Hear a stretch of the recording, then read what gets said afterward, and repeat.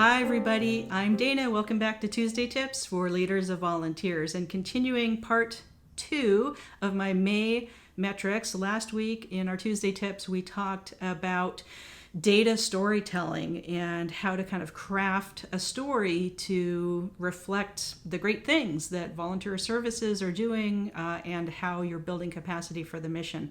Another part of that is, well, then what? What do you want people to do? So that's the call to action that we talked about last time. And whenever you want someone to take an action or do something, you actually have to change how they think or what they believe and what they know first. So you have to kind of change the thought to get a behavior or an action that is desired, whether that's becoming a volunteer or helping recruit more volunteers or being a donor or whatever the specific call to action is in supporting the agency. You have to provide the right kind of information in data and emotional resonance, that data storytelling, to have an impact. So some of the ways to kind of, if we pull back the secret curtain at the Wizard of Oz, some of the ways to do that are to have a data analyst on your team. And that could be a paid staff member who that's already part of their job and they just incorporate what they're doing with your department and adding in fields or new pieces of data points into a larger database for the entire organization.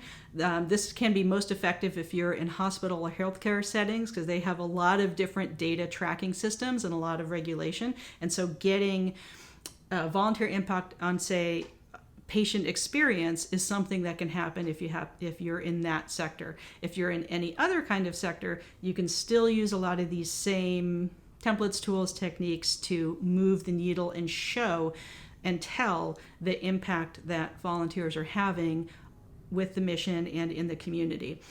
The tools to track that progress are not just your VMS, your volunteer management software system, whatever company you use. You should be able to work with your customer service representative to add or customize fields if you want to expand on the kind of data that's collected, go beyond the usual hours and number of people, and really start to measure some other things that volunteer activities lead to as positive outcomes on the mission. And what that is up to you.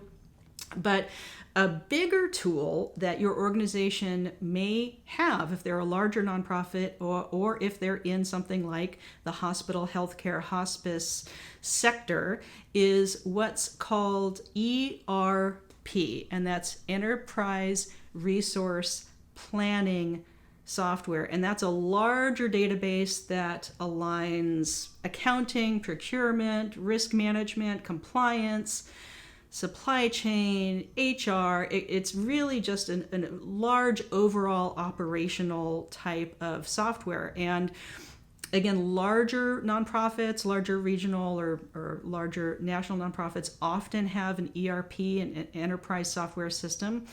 And whether your agency does or not, you can still use the principles of, if you can't physically tie in some of your volunteer management software system data points or fields into direct alignment with the other kind of agency data that is gathered, raw information that is gathered and then given context and analyzed and then reported out. So we're kind of talking about the beginning of the process. And anytime you're talking about data management or databases, the garbage in, garbage out rule applies. So again, having a data analyst on your team or having some knowledge around that as a volunteer or as an employee on your team or just collaborating with you, it's really important to help sort out what's going to be useful to telling the story and getting ideas to action, moving that needle and getting results that are reportable and also that are genuinely progressing the mission of the agency in the community.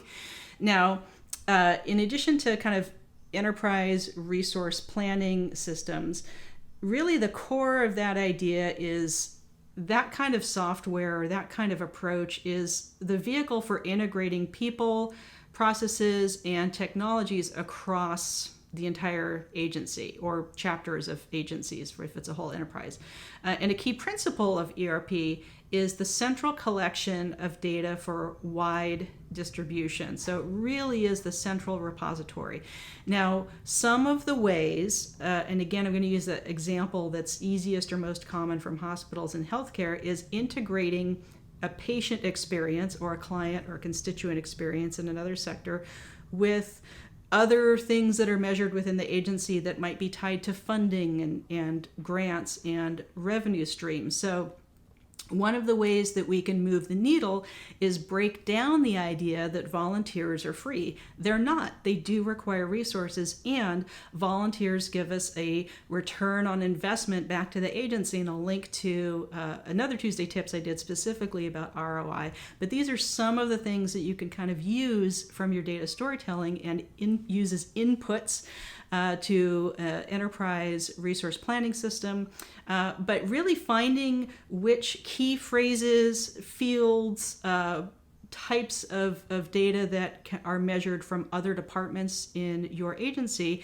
and where that matches with volunteer services. If that's not already in alignment, then start to have conversations with your colleagues who run those departments or are in charge of that data. And again, it helps if you have a data analyst on your team, and really just get literally the correct fields and data points from your volunteer services and activities into this larger data collection system or software that's used by the entire agency. And that's real strategic integration.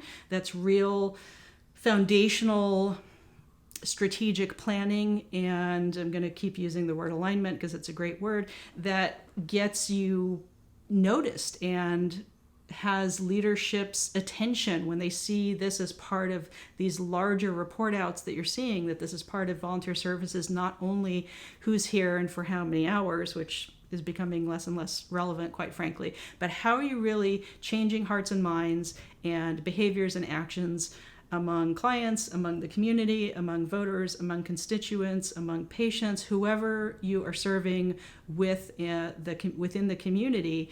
That's where we want to be able to note that progress.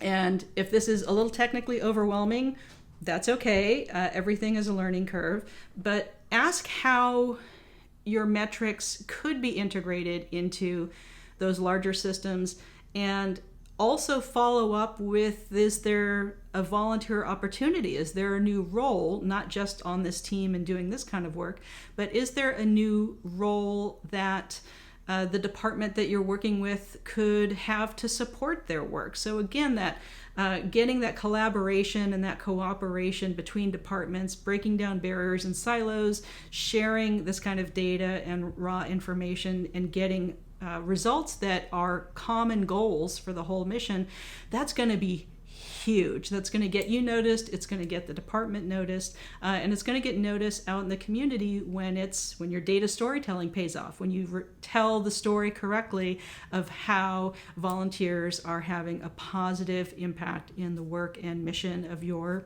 organization. I hope that you are really digging these kind of more extended deep dive Tuesday tips. Again, I'll link to some other videos at the end of this that talk about ROI and some other ideas. And this ties into some upcoming webinars that I'm doing. And as soon as those are available, I'll put the links in the video comments below. So happy Tuesday, and hope you enjoy the tips, and we'll see you next time.